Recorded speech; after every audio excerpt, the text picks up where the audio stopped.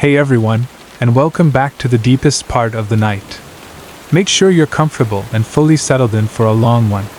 Tonight, we're doing something therapeutic, combining the calming sound of a thunderstorm with unsettling, long-form stories to help your mind slip into the darkness while your body unwinds. If this fusion of fear and relaxation feels like your kind of therapy, please take a moment to hit like and subscribe so you don't miss more long nights of narrative dread.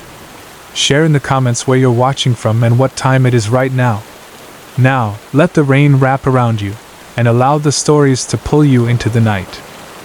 Story 1. I work solo high-altitude satellite dish maintenance. That is my particular form of extreme isolation. My last contract was at the top of the Blue Mountain Ridge, a brutal, high-altitude radio repeater station sealed into a small, dilapidated, freezing cinderblock hut in one of the most desolate, sheer corners of western Montana. My job was simple: keep the antiquated FM frequency gear from catching fire when a massive atmospheric condition hits, and fix all digital structural failure. Being at the top of the mountain, the weather was not rain, it was a vicious, continuous, cold, horizontal blizzard gale that screamed against the massive antenna housing with relentless, rhythmic sonic pressure, completely destroying all outside visual reality. The perfect, consuming white static for absolute audio isolation. The terror began at 3:15 a.m., in the peak core of the storm's fury. I was logging core diagnostics on the ancient FM frequency modulator unit, a massive piece of pre-war metal and vacuum tubes. The continuous, pure, white sonic pressure of the external wind and the raw sound of the structure's mechanical creaking dominated the audio. Suddenly, the official, regulated frequency, 98.5 KFTU, local spoken news, was abruptly and violently suppressed, completely cut off by a sudden, incredibly cold, immensely sharp burst of high-frequency white static noise that obliterated the entire channel. The static was instantly replaced by a sudden, powerful, aggressive, controlled human voice transmission. The voice was raw, guttural, entirely strained by total terror, and absolutely mine. My precise, thick, normal speaking rhythm, completely saturated in static, was issuing a long, fast, complex, technical command. "The wind is fine, Mark. Stop looking at the antenna and engage the second stage stabilizer immediately. The external frequency will fail if you look away now."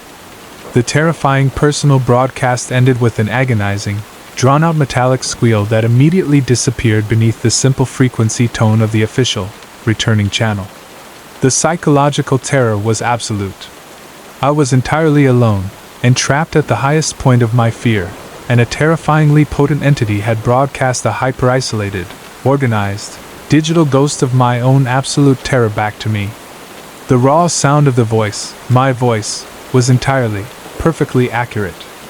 The contents, the sudden structural command, was completely outside my current consciousness. I immediately abandoned the complex core unit and ran outside to check the antenna. The entire immense aluminum structure was whipping and grinding under the force of the immense horizontal wind in a terrifying, chaotic, aggressive failure pattern. I realized, in a cold wave of psychological self-betrayal, that the metallic structural squeal I had just heard was not the death of the spectral voice on the radio. It was the single, precise, accurate acoustic sound of the high-tensile metal of the exterior antenna cables fraying and snapping under extreme pressure. My voice had recorded the structural failure and broadcast its most terrifying consequence, my own violent death sequence, back to my ear. I raced to the exterior to engage the manual backup stabilizers. I scrambled back inside, heart slamming against my ribs, and stared entirely at the huge, physical, immense silver speaker that had projected the entire human terror. The emergency broadcast cut phenomenon raged on. The official channel immediately cut out again, suppressed by the intense sonic static. The voice returned. Not frantic this time, but low, calm, terrifyingly organized, and possessing my precise, low baritone whisper, speaking a single, chilling, absolute command only 4 inches from my naked ear. "Don't turn on the stabilizer, Mark. You must leave. The station is calling for its new pilot. The storm is just the final invitation you needed. The terrifying message ended. I ripped the old receiver entirely free of the console's main terminal, smashing the entire high-power cord to utter ribbons with a massive, cold, structural metal instrument. Complete silence. The silence of dead, absolute wiring. The profound sound of the pure, overwhelming blizzard gale and the cold sound of the structure's imminent collapse completely enveloped the internal space where the intelligent human voice had just resided. I bailed out of the transmitter hut immediately, completely abandoning the high-value structural equipment and the contract. I ran hard, completely lost in the whiteout chaos of the colossal snowstorm, scrambling blindly down the ice-encased ladder of the high-altitude post and completely disappearing into the consuming void of the immense, cold, white structural chaos that continued below me. The final terror I carry from that high mountain peak is entirely consistent with the single sonic truth. The aggressive psychic ghost was not trying to warn me. It was only trying to use its final, perfected human voice, my entire accurate being, to logically force me completely out of the structural environment and submit the entire power grid to its permanent, new control. My final terror. I know with absolute internal certainty that if I ever try to repair the site, my own voice will return to the active output system, fully demanding my perfect, immediate and precise surrender. Story 2.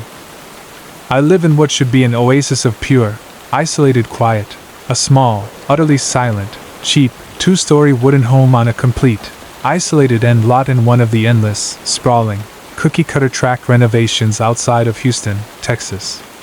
My emotional breakdown was entirely triggered by one final, massive, external structural error.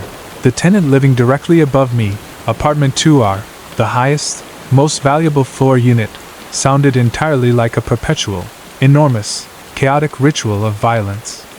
The persistent, rhythmic, heavy thud-thud TRUM of massive furniture being endlessly dragged, dropped, or violently smashed against the bare core floorboards directly over my ceiling dominated my every waking hour.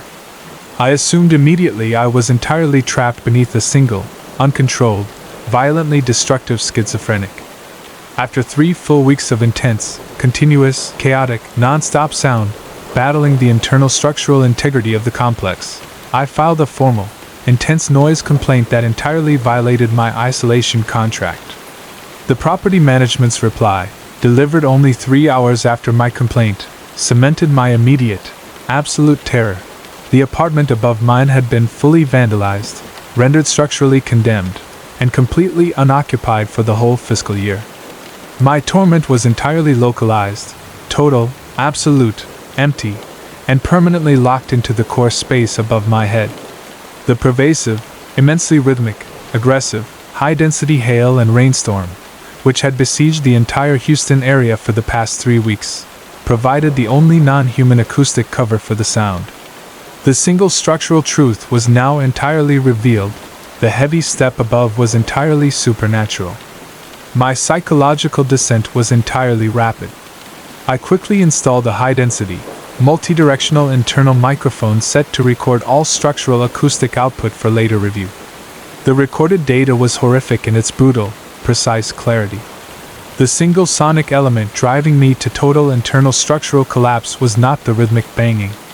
It was one rhythmic, intense, isolated, massive heavyweight thud that defied all physical logic, the single, profound, rhythmic stomp of an absolute, heavy, professional, military-grade boot heel-making single, solid point of contact with the bare, silent wood floorboards, immediately followed by the distinct sound of a simple, heavy, old-style bullwhip striking the precise same center spot of friction over and over again, the continuous rhythmic sound entirely devoid of any human voice. The sheer, violent sonic precision defined a perpetual training process for a weapon, enacted over and over again on the solitary, unmoving, bare floor. I sprinted upstairs, screaming against the single, sustained, deafening output. I hammered violently, physically, and without care against the locked, painted, permanently secured thickwood of 2R's front metal-sheeted structural door, demanding absolute, sudden, human presence and explanation. Silence. The moment my hand made full, solid contact with the immovable internal mechanism of the heavy latch, the immense, terrifying, organized sound of rhythmic boot heels/wood crack immediately ceased. The entire vast external sound volume of the city noise was now completely absorbed by the massive atmospheric volume of the cold, utter silence only broken by the violent, immense outside rain. My mind completely fractured. I was now entirely consumed by the ultimate, final, absolute truth of the structural terror. The chaotic structural noise was not random poltergeist output. The terrifyingly precise, organized sound was a perpetual training ritual, the sound of an utterly powerful, immense, single, demonic entity entirely confined to the entire physical volume of the immense, cold, white space, repeating one single, powerful, final organizational military command forever. And the rhythmic, agonizing sound of the single boot heel was not a violent attacker. It was the agonizing, trapped sound of the physical human soul who had died in the room years prior, now completely possessed and permanently confined to an eternal, rhythmic, complete military training ritual it could in its utter psychological collapse not physically or structurally escape from. I fled the entire complex immediately, throwing my body through the single, weak, back entry sliding glass door and running completely blind and hard into the immense, unrelenting torrent of the freezing, chaotic, whiteout of the rainstorm. My ultimate, terrifying final thought, even now, 5 years later in my quiet, safe space, I now compulsively check both my single, physical, rubber-soled civilian shoes and my final emotional stability against the pervasive, immense sonic presence of the ambient quietness of the surrounding rain wash. I know with absolute certainty that the powerful, intense, high-energy military boot stomp sound I still hear on the rain's final rhythmic wash over my safe roof is directly, personally, completely demanding I return for an absolute and final military structural drilling that I simply cannot physically escape. Story 3. The vast, immense, incredibly dense rainforests of the Great Smoky Mountains National Park in Tennessee represent a final stage of absolute, ancient isolation, a massive, sprawling, consuming wilderness where history, rock, and ancient fear seem to actively compress reality. I was alone, leading a small independent geological survey deep into the most remote, highest tracts of the immense, silent forest, searching for rare earth mineral deposits. My base was simply a single, small, incredibly cheap tent, entirely sealed off from the immense, terrifying, perpetual sonic presence of the relentless, multi-day rainfall that entirely consumed all visibility with its immense, chaotic, dense, wet chaos. The terror began at dawn on my 5th isolated day. I was running a final geological water tracing sample, working quietly by the bank of a single, unnamed, remote fast-moving creek that cut a deep, severe line into the slate bedrock 30 feet from my tent's structural safety. The unique, powerful smell around the immensely fast-moving water was completely wrong, an intense, almost metallic, sickening scent of dry, old, sterile wood and methyl chloride, the unique, terrifying, single smell that only a century-old, abandoned, immense surgical unit emits. As I filled my sample container in the dense, rhythmic flow of the completely ice-cold water, I looked up. The entire vast, long, vertical expanse of fast-moving water, both upstream and downstream from my single point of physical presence, suddenly became clear.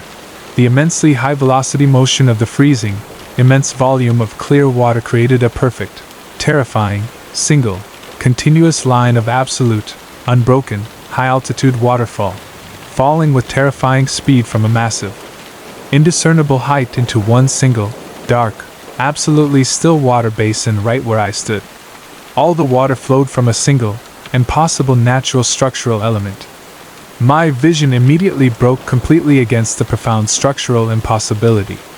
I tried to focus my analytical mind on the raw, smooth structure of the immense, isolated rock gorge, the entire vertical, immense structure of the rock where the water should have completely originated was a terrifying, smooth, black, entire, completely featureless blankness. No physical starting point to the perpetual motion machine. I realized I was actively and physically staring at an unnerving, simple, complete failure of local geological reality. The whole impossible structure was entirely self-propagating, drawing water from total non-existence, forcing its raw life into one perfect, clean, isolated, fast vertical line. The unnamed creek simply began on its own, fed by nothing. I abandoned my physical safety gear immediately, dropping the water sample container entire, and scrambled up the 40-degree single slope back to the immense, isolated forest safety perimeter. I picked up my camera's complex photo mode and took a single, long, 5-second exposure. The result, checked frantically in the thick, ambient light of the intense internal rain, sent a paralyzing wave of intense psychological terror through my veins. The complex, beautiful, massive photograph of the strange waterfall formation itself was completely clear, but positioned precisely in its immense, perfect, single, final stream of the falling, fast-moving, clean water, there was a vast, disturbing, complete human shape. The image of the single, immensely tall, thin, raw, immensely dark, entirely naked, stationary male form was perfectly suspended, frozen, entirely vertical, exactly in the center of the immensely aggressive, continuous, fast-moving water column. The physical body stood in a position of complete, rigid, perfect, passive surrender to the extreme physical velocity of the entire immense water event, entirely without movement, unbudging throughout the immense, multi-power speed of the entire system. The profound terror of the absolute isolation was immediately replaced by the absolute, simple, clear visual terror of my eventual, determined death. The moment the image fixed in my mind, the silent, high-power stream of my body camera died entirely, completely annihilated by a massive, high-power water surge. The terrifying noise was immediately replaced by a clear, final single voice that spoke directly and softly into the raw, thick humidity of the close atmosphere, a terrifyingly gentle, utterly cold, immensely powerful woman's whisper that felt entirely physical, close, and entirely organized. "You didn't leave here, Mark. You are entirely ours now. The water is waiting for one final step." The terrifying sound snapped out immediately.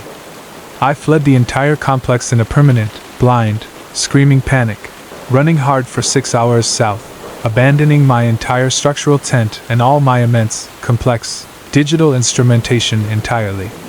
The inevitable, cold, absolute, paralyzing truth of the unnamed creek was simple. The entire permanent structure was a terrifying, massive, highly efficient suicidal trap, a localized, immense, single-entry structural machine that had been designed entirely to lure any isolated human soul to its point of complete surrender. And the immense, terrifying, rigid, absolutely immobile, naked white shade swimming up the vertical column of water was not a ghost.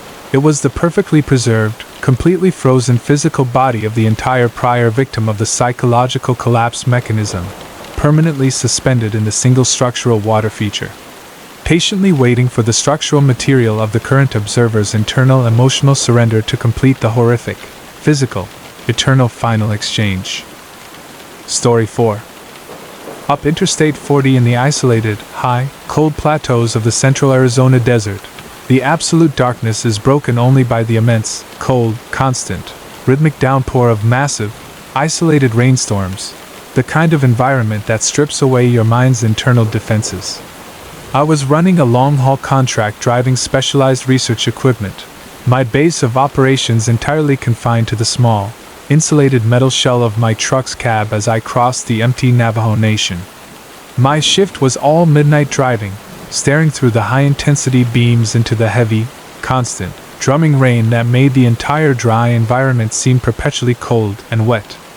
In an area of non-existent human signals, my single, old, worn FM radio provided the only comfort against that total isolation.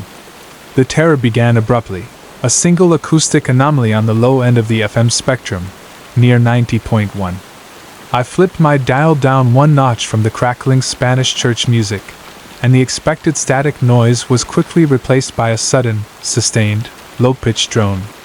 The sound was entirely synthesized, like a perfect, continuous, single-frequency test tone. It was incredibly loud, incredibly clear, and completely without any recognizable human origin. My hand seized on the warm dial, convinced I had somehow just tuned into a powerful, isolated military broadcast signal. The low-frequency drone was immediately superimposed with a clear, calm, incredibly dry human voice, a distinct, steady, low-volume bass monologue that was speaking a full, complex paragraph of continuous information directly into my single right ear, as if the source audio was physically generated inside the very center of my speaker panel under the sheer sound pressure of the electronic drone. The terrifying content of the voice wasn't a military code or instruction. It was my voice. Precisely mine. My natural baritone, my specific, fast cadence, even the subtle, nervous upward tick at my vocal inflection. But the content was wrong. The voice was not narrating today's thoughts. It was having a furious, internalized argument with itself over the contents of my own private journal entries. The argument was frantic, delivered in a rush of strained energy, speaking of anxieties I hadn't voiced out loud in years. No, don't mention the code. Stop talking about the dog. The dog is irrelevant. You are isolating yourself too easily, Mark. You are doing this to yourself. The terror gripped me immediately. I was listening to a clear, precise, current reflection of my total, complete internal monologue, broadcast out over a powerful radio frequency. The sheer audacity of the privacy violation was crippling. I snatched my hand from the dial as if the single piece of industrial equipment was scalding my skin. Logically, I knew it must be some incredible atmospheric trick. Temperature inversion, high-altitude static mixed with a distant broadcast. But the sound wasn't distorted, and the sentences were completely coherent, intelligent, and focused on my mind's content. My body felt immediately attacked. I sat in absolute stillness in the vibrating metal and glass cage of the van, heart hammering intensely, staring out at the blurred blackness of the thick, fast-moving rain. I pulled the small emergency receiver closer to my right ear, listening to the private mental terror. The voice, my voice, continued his monologue, moving on from private fears to a short review of my immediate circumstances. He sees the mountain. Don't look at the mountain. The code is 1782. You are going to look for the fire now. Don't go. My internal voice was now narrating a desperate, clear warning about my intentions 10 minutes into my future. I threw the metal radio handset to the floor, terrified of its utter accuracy. I drove the heavy van hard out of the pull-off, determined to escape the acoustic anomaly and find a single motel with a working television. Not 2 minutes later, driving the dark highway hard into the wall of chaotic rain, the driver's side front tire abruptly collapsed with an enormous, physical bang. I wrestled the heavy van hard to the shoulder, almost fishtailing into the black, unlit abyss of the valley 40 feet below. The van was immobilized, dead. I scrambled out into the immense, chaotic storm, shining my powerful lamp at the shattered tire.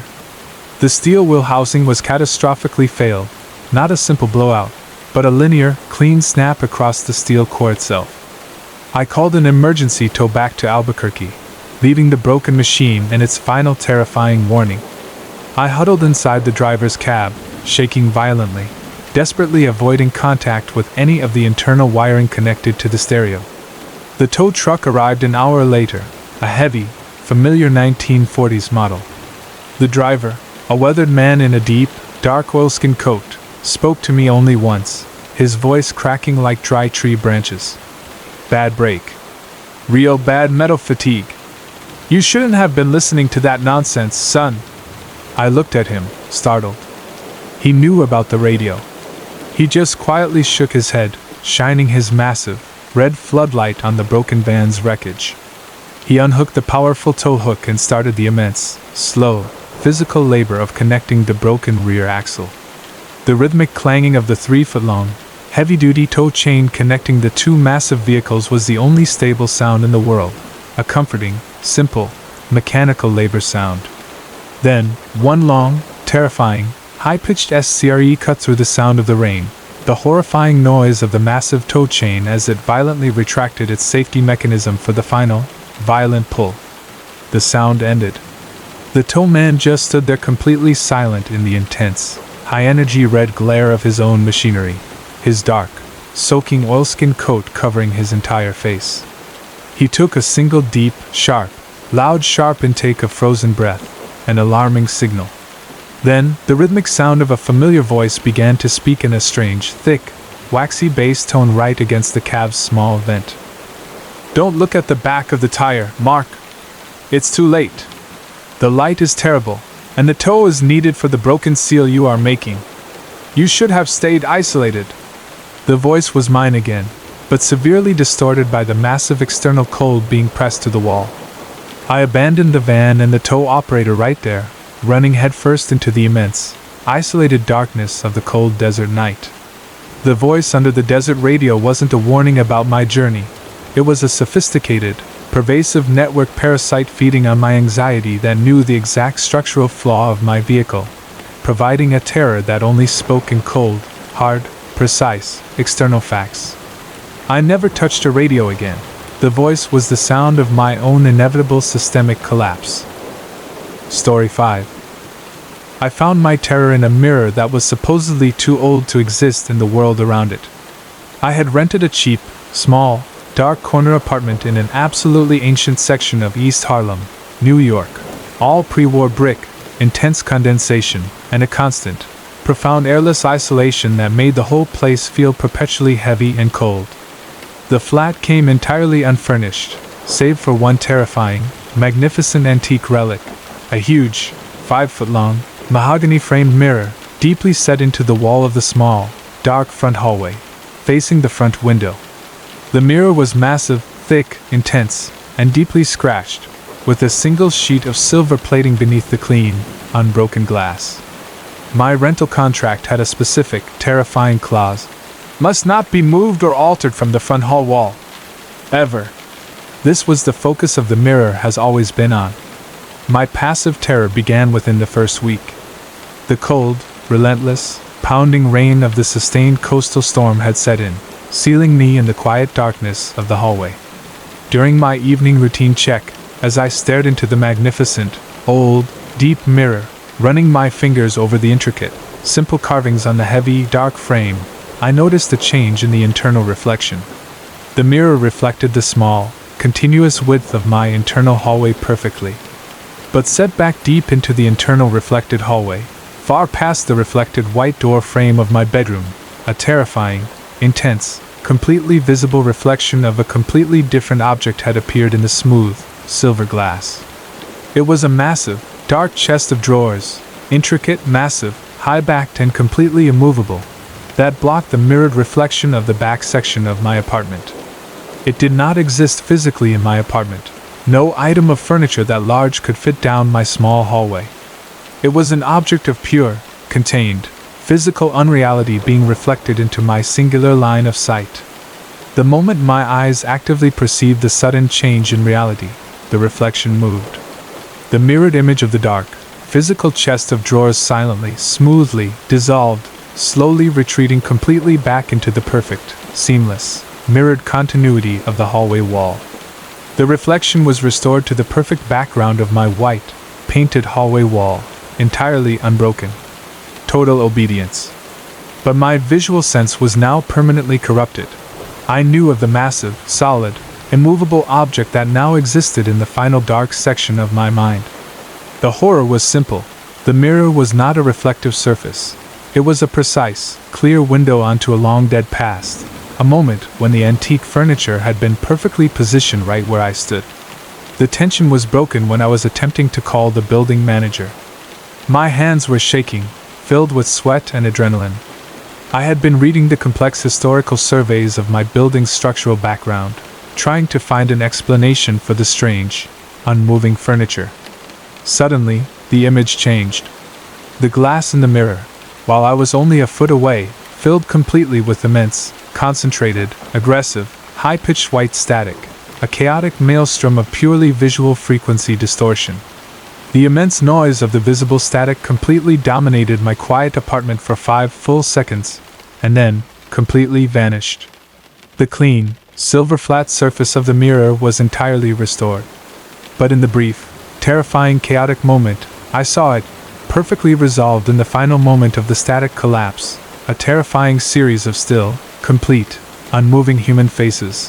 Faces I did not immediately recognize, framed in old clothes, all staring directly out of the smooth, unblinking surface of the glass at my shocked, illuminated face.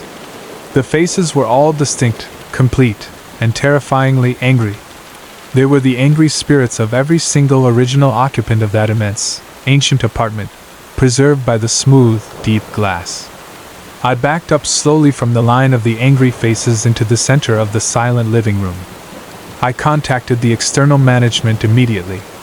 I told them of my visual distress and my complete resignation from the lease. My call was cut off in 3 minutes, immediately replaced by the clear, high-pitched monotone sound of my own voice screaming, followed quickly by a rhythmic, cold, sustained drumming sound coming from the deep end of the hallway behind the large mirror. The rhythm was slow, organized, and entirely focused on a continuous, physical action. I was entirely compromised. I made one final terrified check. I raced back up to the immense mirror and forced my face against the smooth, cold glass. The massive, angry faces were gone, but positioned behind one terrifying, thin, dark crack in the plaster right at the right lower corner of my reflection, a single, clear, still image appeared in the unmoving reflection. A thin, long, immensely dark wire had been neatly tucked, perfectly hidden, set just barely out of sight behind the frame, running horizontally across the painted plaster surface, entirely invisible to my real eye. The wire was a simple, small power conduit. The final terrifying revelation hit my exposed terror with a profound intensity. The mirror in my small apartment was not an antique relic, and it did not passively reflect the silent chaos around it. It was a perfectly still, electronically powered visual display, designed entirely to actively project an image to its single, human observer. The mirror's terrifying job was simple. It had been on since its first installation, projecting the single, final images of the eternal, fixed presence of the apartment's entire dead cast of terrifying memory, the perpetual reflection of all the screaming faces of the long-dead permanent occupants it was installed to preserve forever. I fled the apartment immediately, tearing out of the cold, dark building and leaving everything I owned to the permanent, oppressive stillness inside, fully abandoning the keys and the terrible mirror to the absolute dark. The final terror of the mirror has always been on was simple. I was finally safe from the screaming faces on my wall. But now, every single time I cross past the store window or a clear metal reflection, I find myself compulsively checking the immense, still, silver flat glass.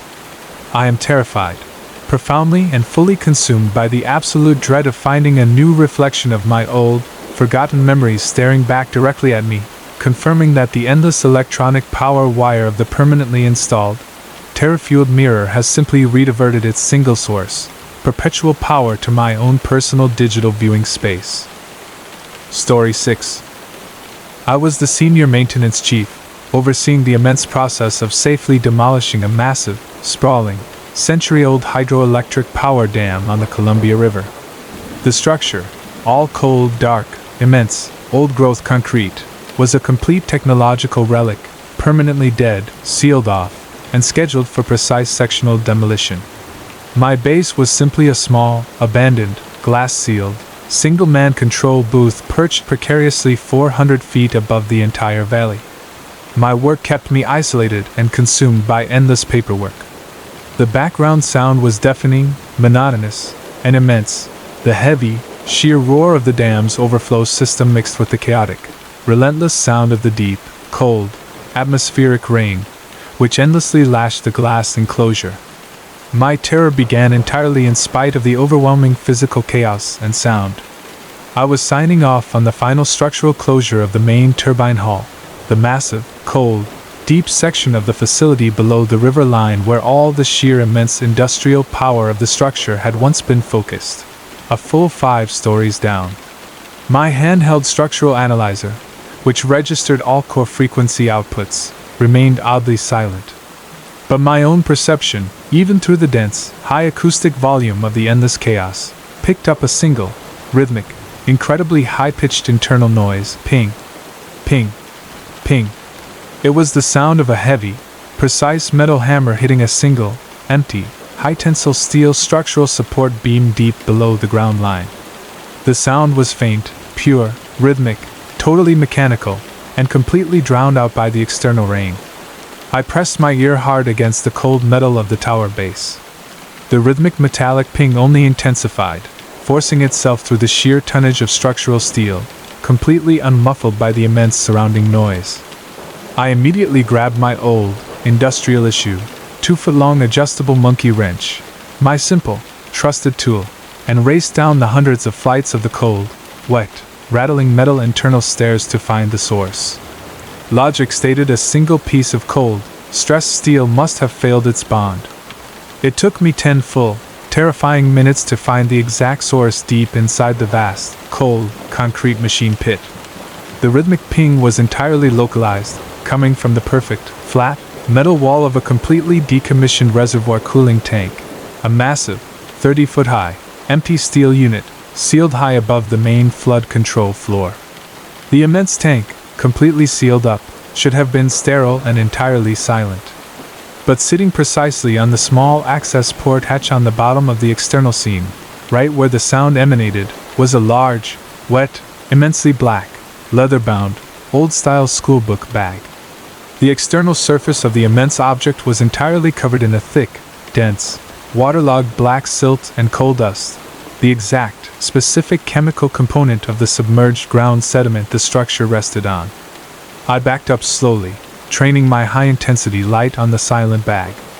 The rhythmic ping ceased completely, immediately replaced by a quick, organized, soft series of 3 simple, intelligent knock-knock-knock sounds coming from directly inside the metal tank itself.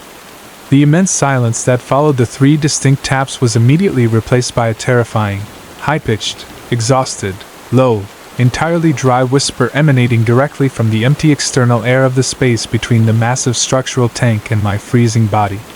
"Where is his map? He should have found the line for the exit now. Only the map works now. You must find it and follow his plan." The urgent, high-pitched male voice, driven by enormous emotional intensity, only faded when I physically lunged backward. I understood the simple terror immediately. The persistent, rhythmic, precise acoustic attack on the silent tank was not a simple poltergeist. The overwhelming organized signal was a single, sustained, terrifying mental signal from the soul of a single, deeply lost, dead apprentice engineer who was permanently trapped inside the sealed structure after the final flood control closure 10 years prior. His overwhelming psychic trauma had entirely consumed all internal physical resistance, forcing his mind to repeat only the simple mechanical acoustic pattern that would draw the single living subject to his exact final resting place. I fled the machine pit completely and instantly, abandoning all tools and equipment, scrambling and running hard up the terrifyingly long ladder to the safe structure of the control room. I did not stop until I was standing inside the familiar, immense sound of the entire final storm. The complex was entirely silent. The immense sound returned to its normal, relentless roar. I quit the contract immediately. I never went back. The final, terrible, chilling truth of the lost engineer's map was revealed after a simple phone inquiry to the decommissioning project archives. The vast, immense complexity of the power structure was a perfect replica of the immense structural reality that had completely consumed all final exits. His final desperate attempt to escape was leaving both the single physical school bag, the single object closest to his last living actions, and a single, immense, subtle acoustic vibration as a message for an external living soul to finally find and use the single element he had relied on most for survival. His agonizing, rhythmic, trapped final message remains a persistent sound distortion in every single low-frequency sound system I ever turn on. Story 7. Up on the massive, granite pier jutting into the sheer, cold industrial waters of the Great Lakes in Houghton, Michigan, there is a total structural understanding of isolation. I worked for the demolition crews, performing the final removal survey of an immense, deeply complex, 100-year-old log freight dock, all massive, black-oiled, decaying timber structure, permanently exposed to the lake's sheer violence. My final task was structural integrity audit and a detailed photography log of the support pylons, completely solo, working a midnight to dawn shift. The immense atmosphere was a cold, acoustic attack, the continuous, aggressive, sheer roar of the massive lake waves thrashing and slamming against the base, amplified by the heavy, continuous, rhythmic rain that completely consumed the entire elevated structure. The fear began with the total absence of visual information. The lake below was a black, chaotic maelstrom of immense, aggressive, wet energy. My specialized, structural video camera, a small, bright, pressurized, high-intensity model, was slowly descending to the support base, its light entirely consumed by the pure black of the industrial waste and organic matter-filled water. The live feed on the small monitor in my cold, exposed plywood booth was a terrifying monochrome chaos of intense, unresolvable turbulence, rendering a simple log impossible. I was already contemplating abandoning the survey when the immense, dark, chaotic screen completely settled into an unnerving stillness. The image was utterly perfect. The water was black, clear, intensely cold, and completely motionless, despite the continuous, massive, chaotic wave pressure hitting the dock all around the sensitive lens. Right in the deep core center of the incredibly still photographic plate was a terrifying, perfect, dark reflection. A massive, intense, complete, simple, singular, human head, male, staring directly upwards, filled the entire visual field of the small lens. My logical mind screamed a full denial. The head was too large, too full of immense, still darkness against the bright background. The enormous, disturbing reflection was centered precisely over a massive, 6-foot-wide cylinder of empty space, an absolute vacuum directly beneath the main timber line where the highest structural integrity should have been. Terror completely engulfed my vision. The immense, reflected, terrifyingly still black head, silent, unblinking, eyes immense and dark, suddenly performed one terrifying action. The entire upper portion of the vast, reflected facial circumference smoothed out, the top surface of the head suddenly entirely covered by what looked like an immense volume of thick, dark brown, chaotic marine sludge and rotted timber dust. The reflected figure was intensely and actively drowning itself back into the total dark of its medium. I screamed and ripped the camera control free of the main structural line entirely, scrambling hard out of the small cabin. I raced to the single-access ladder that led down to the main timber line, the only single structural connection to the cold lake platform. The sheer kinetic and acoustic power of the environment violently assaulted me. The raw, immense acoustic shock of the aggressive lake water thrashing and sucking against the base structural element completely doubled its profound volume, amplifying the immense negative pressure to a seismic level that nearly threw my body off the main ladder itself. The water was violently fighting my withdrawal. I abandoned all tools, contracts, and equipment immediately, running hard, completely focused only on the absolute psychological safety of the shoreline 5 full terrifying yards away. I did not stop until I was running full force, completely blind and screaming, onto the gravel of the main industrial road. The final police report the next morning concluded a structural anomaly entirely consistent with my singular terror. 10 full linear feet of the immense, cold, industrial log freight dock's main timber line had structurally failed, entirely sheared from its massive concrete foundation points by an unaccounted for, focused, immense internal pressure. The immense, still, black, profound cylinder of empty water I had seen entirely consumed the full, missing structural volume. The entire section of the immense, decaying timber had been quietly, powerfully, perfectly removed from the surrounding timber structure. The final, terrifying truth of dismantling the dock was simpler. The massive, beautiful, terrified, immensely still head I saw in the lens was not a ghost warning. The vast structure was actively inhabited by a confined, powerfully intelligent natural entity of structural decay that had completely consumed the massive wooden structure over the years. The astonishing human terror was the ultimate discovery that the single gigantic, unmoving, organized reflection I saw in the still water was the full, terrifying, permanent, malevolent structural form of a colossal structural decay golem that, after completely consuming the interior structure of the old pier, had only remained pinned in place by the single timber line I was surveying. My survey, and my single, bright camera light in the freezing water, was the final impetus for the full, complete structure to entirely complete its terrifying act of physical structural self-dismantling, allowing an entire colossal dark form to emerge and follow my single terrified path home. Story 8. I was taking an overnight contract on the vast, dark, cold structural clearance of a massive, defunct, sprawling rail yard in southern Illinois, an immense, permanent, industrial graveyard of rust-encrusted track, broken railcars, and a single, enormous, corrugated sheet metal maintenance shed where the original engines were built. My job was simple: structural integrity audit of the old workshop, alone, midnight to 6 a.m. The immense facility was a complete structural silence, broken only by the continuous, rhythmic drumming of an immensely heavy industrial-grade rainstorm constantly smashing against the immense surface of the metal construction and the cold, flat prairie soil. The structure itself was terrifying, filled with massive abandoned machinery, lathes, drill presses, and old hydraulic equipment, all powered down for decades. But the atmospheric cold was overwhelming. I was walking, completely alone, past the 2-story tall office building built into the north wall of the vast, abandoned metal shop where the former foreman had worked, running a final thermal sensor check on the empty building's cold external structure. Everything was mundane, cold, and static.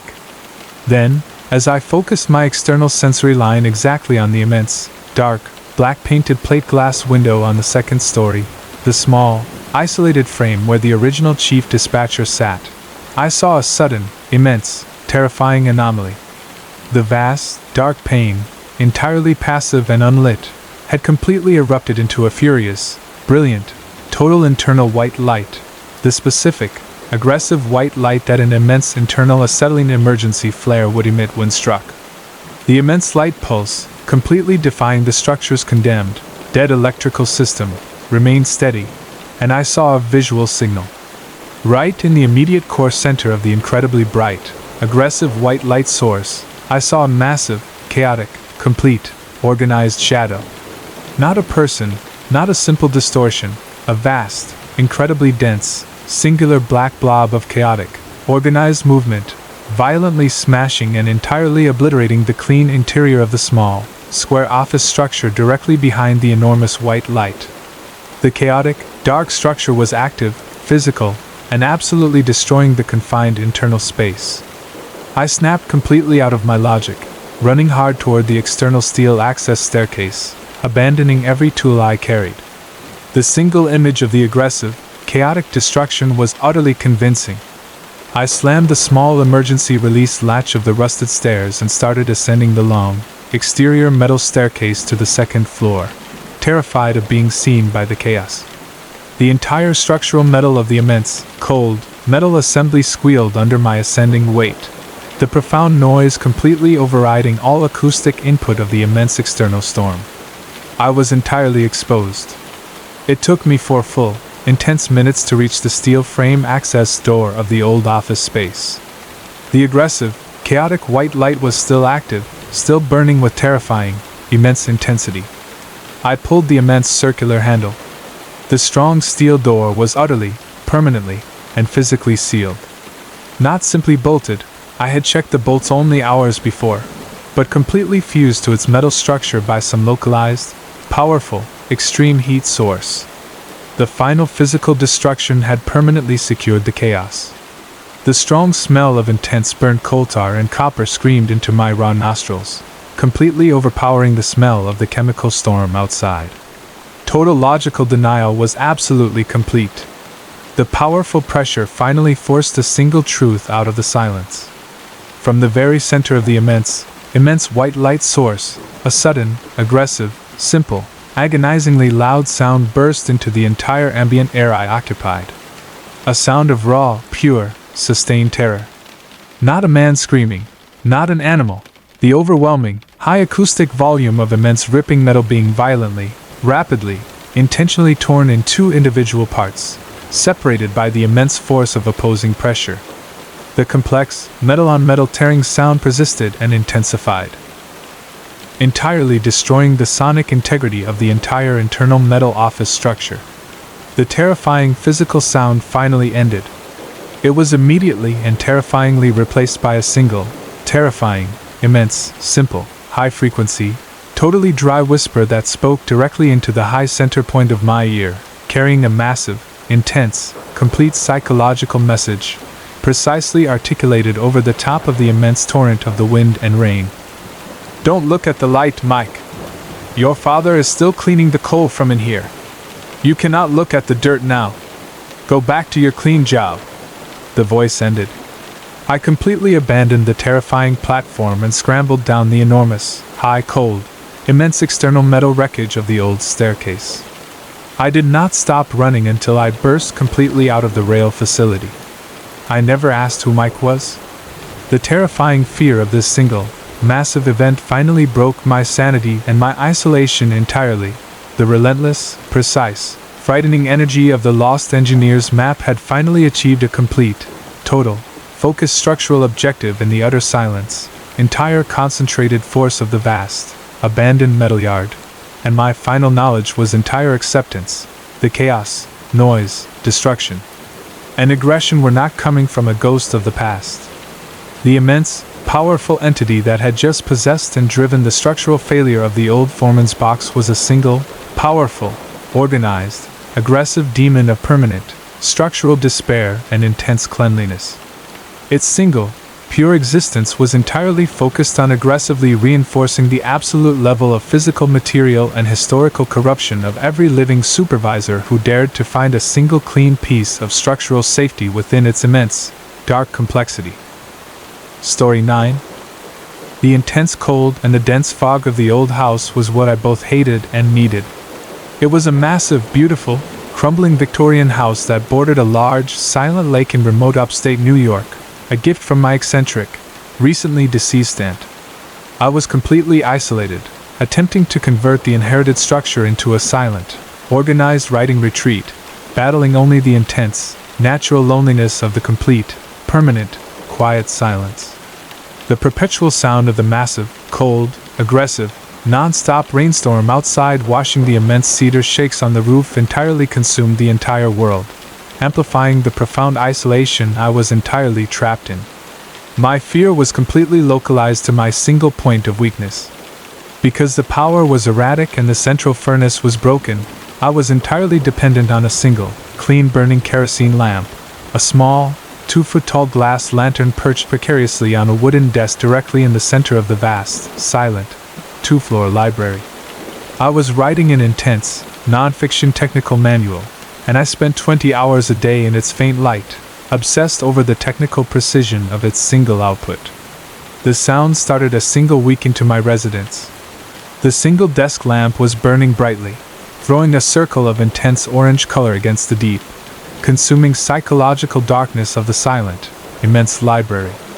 A profound, constant, rhythmic, low-frequency sloshing noise began, emanating entirely from inside the final, silent room on an antique, polished wooden stand 5 feet from my ear.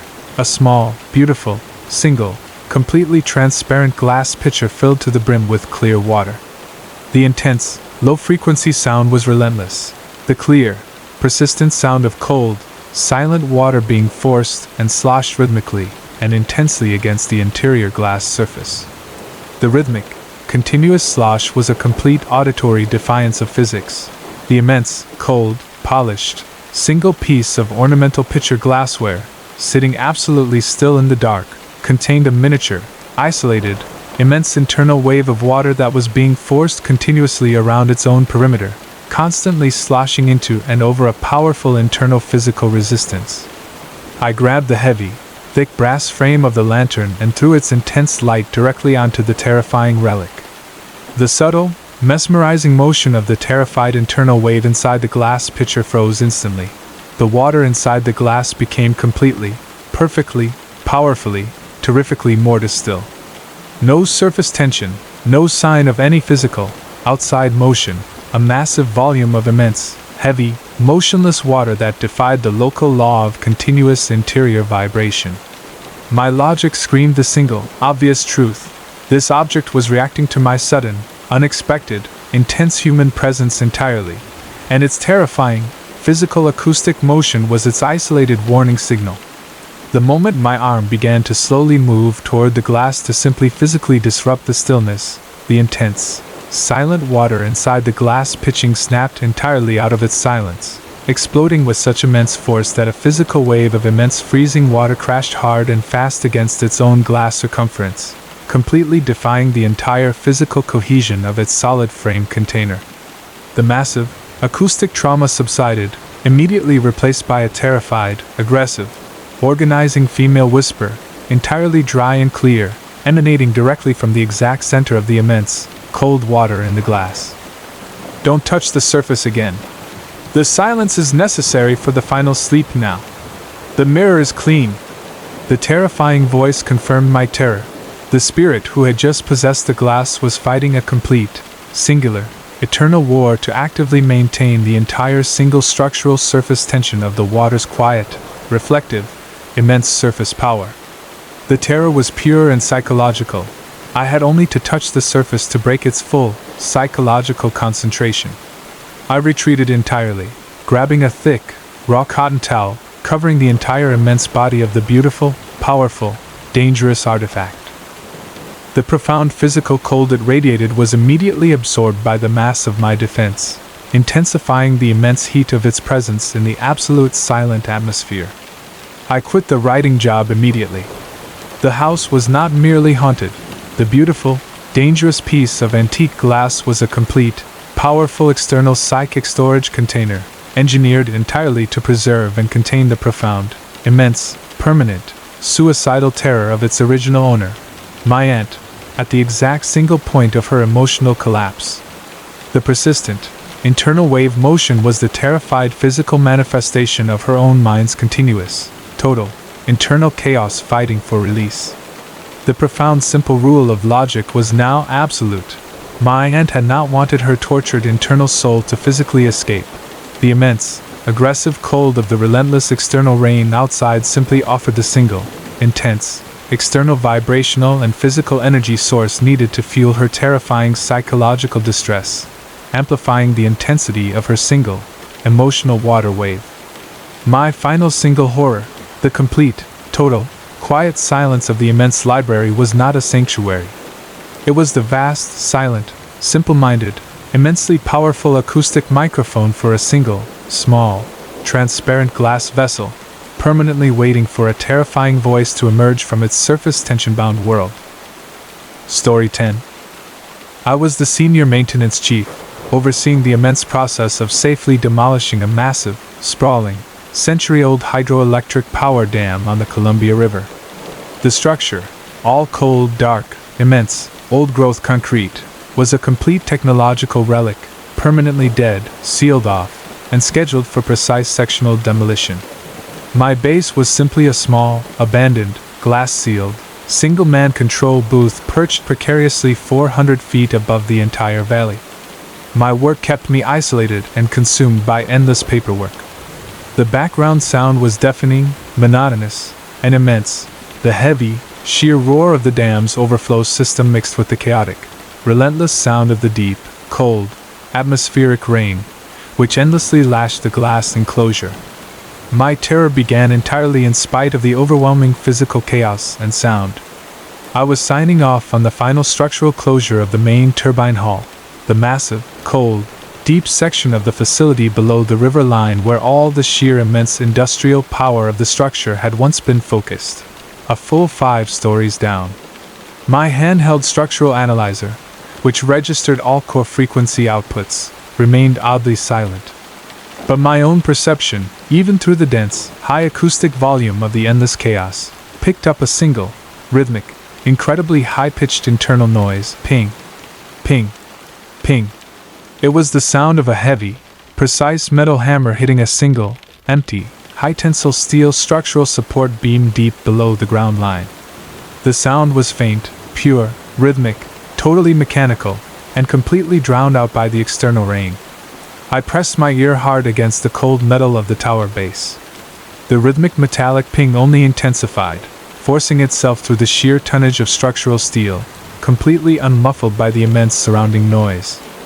I immediately grabbed my old, industrial issue, 2-foot-long adjustable monkey wrench, my simple, trusted tool, and raced down the hundreds of flights of the cold, wet, rattling metal internal stairs to find the source. Logic stated a single piece of cold, stressed steel must have failed its bond. It took me 10 full, terrifying minutes to find the exact source deep inside the vast, cold, concrete machine pit. The rhythmic ping was entirely localized, coming from the perfect, flat, metal wall of a completely decommissioned reservoir cooling tank, a massive, 30-foot high, empty steel unit, sealed high above the main flood control floor. The immense tank, completely sealed up, should have been sterile and entirely silent.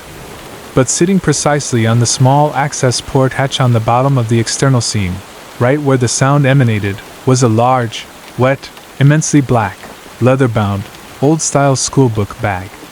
The external surface of the immense object was entirely covered in a thick, dense, waterlogged black silt and coal dust, the exact, specific chemical component of the submerged ground sediment the structure rested on. I backed up slowly, training my high-intensity light on the silent bag. The rhythmic ping ceased completely, immediately replaced by a quick, organized, soft series of 3 simple, intelligent knock-knock-knock sounds coming from directly inside the metal tank itself.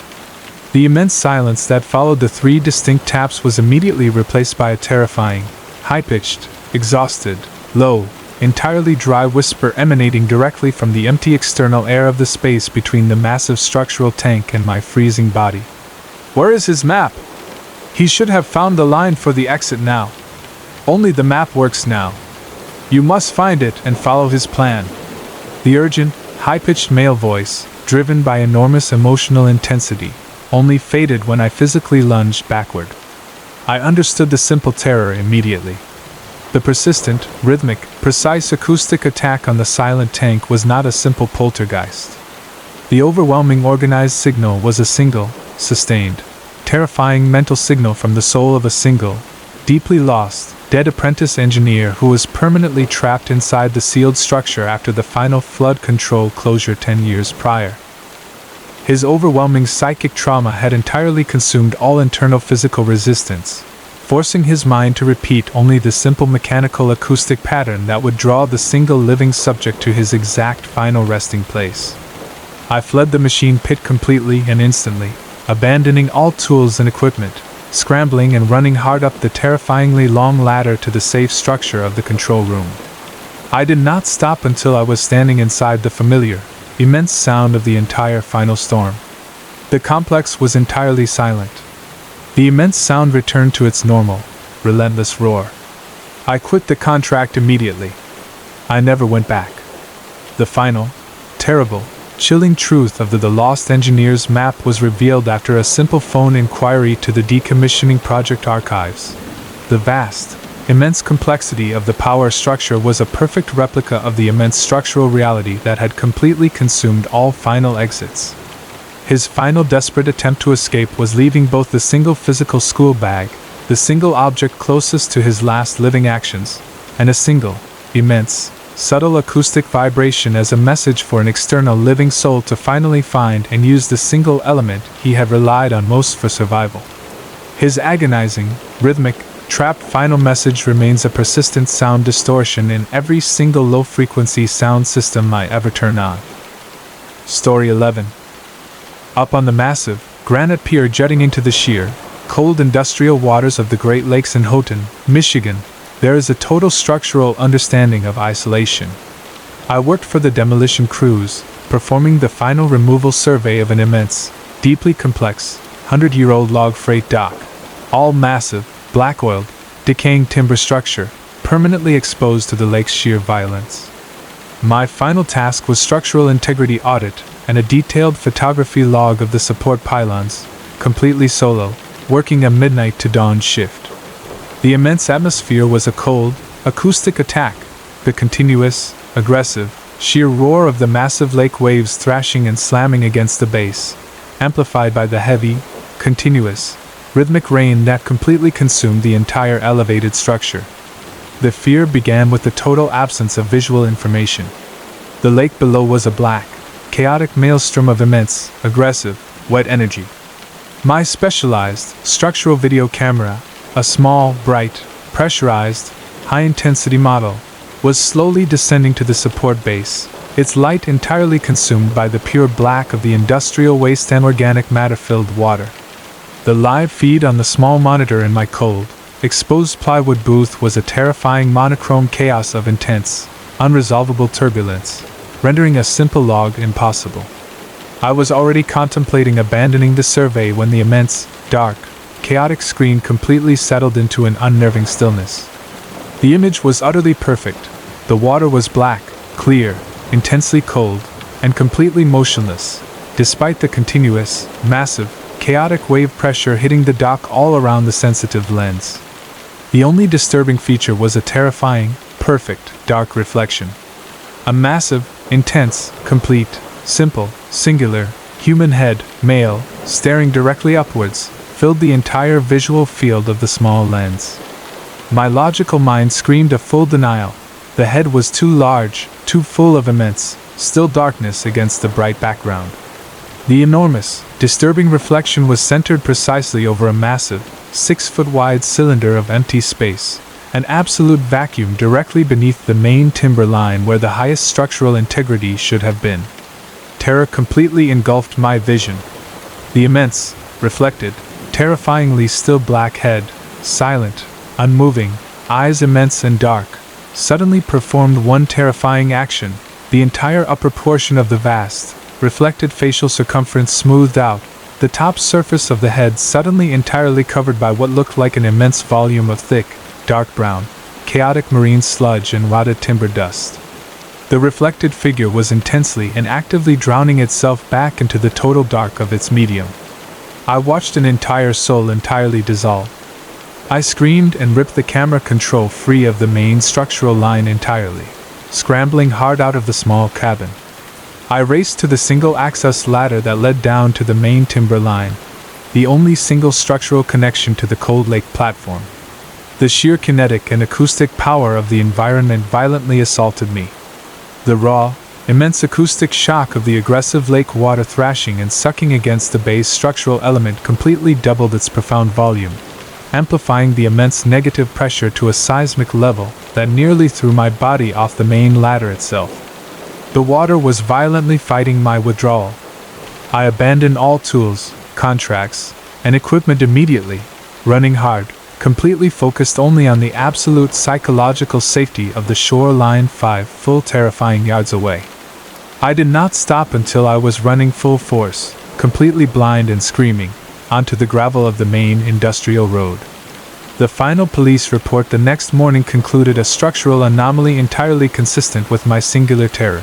10 full linear feet of the immense, cold, industrial log freight dock's main timber line had structurally failed, entirely sheared from its massive concrete foundation points by an unaccounted for, focused, immense internal pressure. The immense, still, black, profound cylinder of empty water I had seen entirely consumed the full, missing structural volume. The entire section of the immense, decaying timber had been quietly, powerfully, perfectly removed from the surrounding timber structure. The final, terrifying truth of dismantling the dock was simpler. The massive, beautiful, terrified, immensely still head I saw in the lens was not a ghost warning. The vast structure was actively inhabited by a confined, powerfully intelligent natural entity of structural decay that had completely consumed the massive wooden structure over the years. The astonishing human terror was the ultimate discovery that the single gigantic, unmoving, organized reflection I saw in the still water was the full, terrifying, permanent, malevolent structural form of a colossal structural decay golem that, after completely consuming the interior structure of the old pier, had only remained pinned in place by the single timber line I was surveying. My survey, and my single, bright camera light in the freezing water, was the final impetus for the full, complete structure to entirely complete its terrifying act of physical structural self-dismantling, allowing an entire colossal dark form to emerge and follow my single terrified path home. Story 12. Up Interstate 40 in the abandoned, old, desolate stretch of the Mojave Desert near the Utah border, finding an active structure at night is always a shock. My schedule was brutal. Midnight to 6 a.m., running isolated surveillance audit contracts for abandoned industrial assets that required me to be entirely alone. pulled over in my service truck for a much-needed 3-hour sleep break, I was entirely sealed off, listening to the intense sonic environment, the extreme, sheer silence of the isolated desert combined with the non-stop, rhythmic, aggressive rain that constantly hammered the thin sheet metal of the truck's roof. The single anomaly that began my complete descent was entirely localized. The small, thin, cheap, single-band AM clock radio I used for time was not silent. It was emanating a profound, pervasive, internal shouting voice. Not music, not news, but a sustained, loud, violent male tenor screaming fury and aggression over a complete, non-stop, high-pitched white static frequency. The screaming was incessant. It had no source I could logically confirm, no structure, no dialect.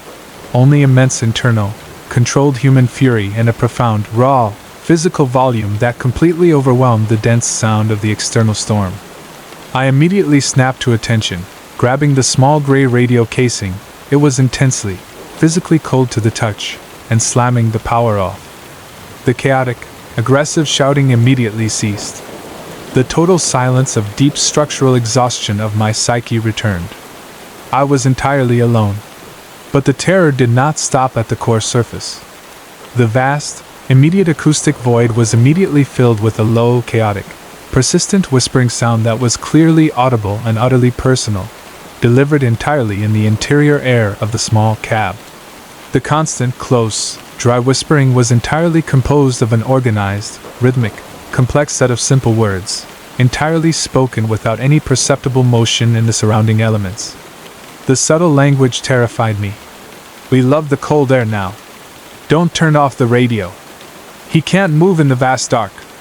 Turn on the noise now. The final voice was entirely desperate and terrified. I was entirely immobilized by two conflicting psychological forces: the terrified need to obey the logic of the whispering voice, and the raw fear of the initial violent burst of hatred from the massive screaming. I tried to speak the truth into the dark. Who are you people? What are you trying to communicate right now? My own voice, trembling and small, utterly broke against the profound silence of the vast, open structural environment. The whispering stopped. The immense silence that followed was entirely terrifying. Only one final, distinct, terrifyingly calm element broke the immense structural stillness. A slow, rhythmic, utterly determined tapping began, emanating entirely from the external surface of the immense, cold, metal front grille of my own truck. Tap, tap, tap. Loud, clear, repetitive, intensely cold structure against the dense metal. The massive grille was vibrating gently. The physical sound of the rhythmic aggression immediately preceded the physical image of the final stage. The rhythmic tapping ceased immediately, and the single, terrified, agonizing, high-pitched male voice returned, no longer an immense, wide sonic field, but concentrated, isolated, and utterly piercingly loud right against the small metal casing of the dead radio's speaker membrane. Open the door, Mark! He is too cold to move from the front of the cab now. Open our home, and let the fire in to take the chill. Hurry, Mark! The voice ended with a terrible, final, physical snap that utterly destroyed the thin metal of the external radio's membrane, instantly cutting the final, desperate message of structural terror. I grabbed my clothes, my water, and my final physical tools, and plunged out of the passenger door of the immense, immovable structural unit, entirely abandoning the entire cab and the massive, permanent, cold relic to its simple, structural fate. I just did not look at the front of the enormous grille line. The terrifying acoustic terror and the intense fear of my structural vulnerability led to one terrifying, final, logical truth: the radio siren that screamed aggressive hostility from the tiny, broken machine was entirely the possessed structural remnant of an immense, powerful, violent fire accident, whose massive, powerful, organized trauma 50 years ago had somehow now possessed the massive acoustic memory and concentrated cold surface output of the abandoned industrial radio.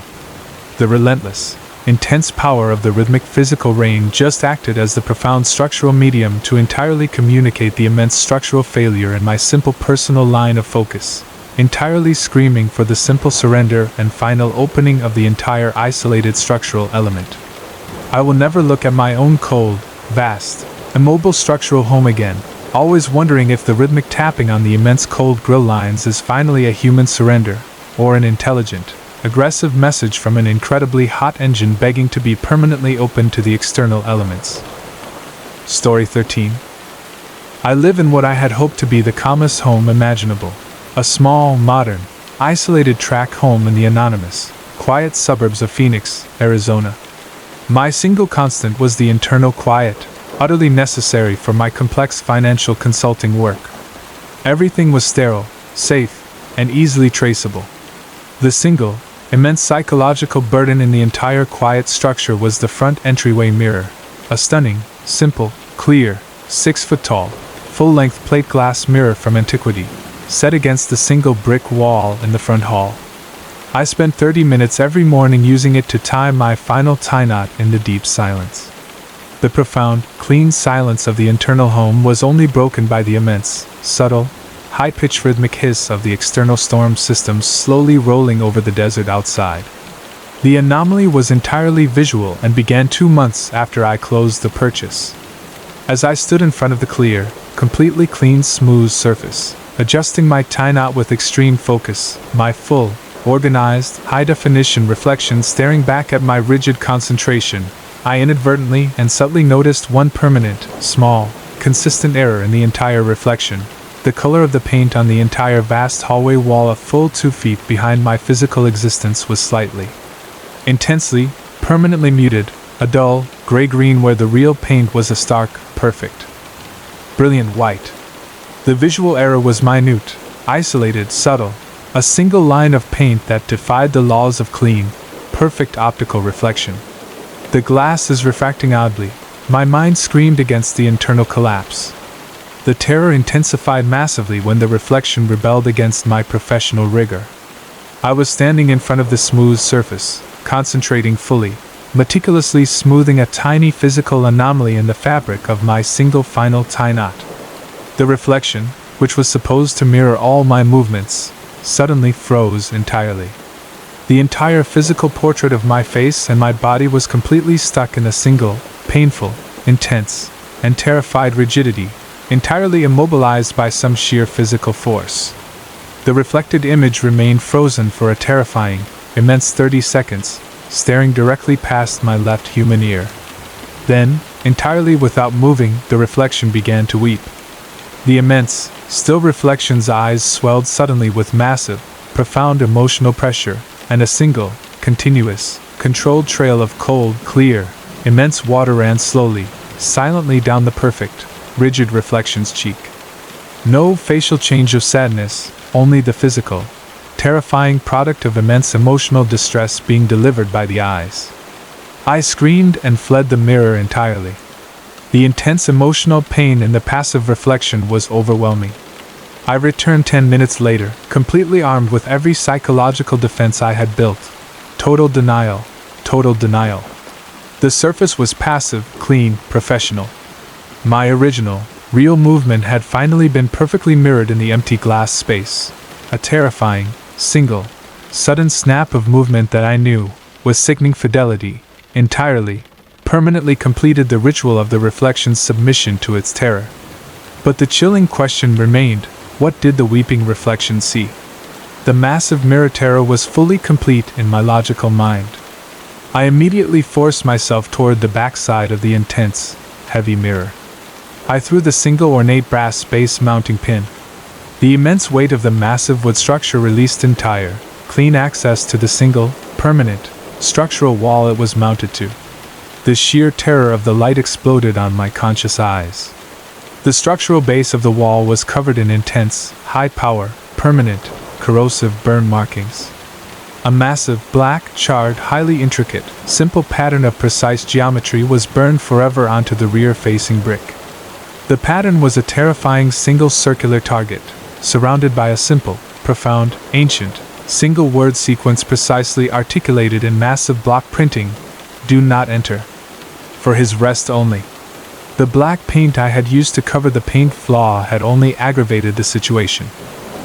I fled the entire complex, collapsing entirely onto the street pavement, entirely abandoning the terrifying focus of the emotional contamination. The singular, final structural truth of the reflection under the rain was final and simple.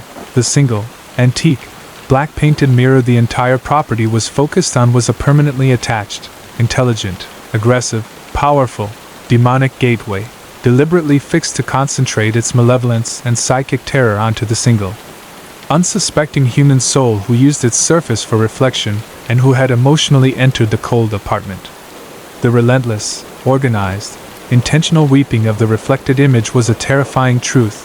It was the final, agonizing emotional despair of the terrifying, entire previous owner, permanently trapped and controlled by the physical glass surface, entirely forced to become a pathetic, helpless human psychic conduit for the entire demonic malevolence.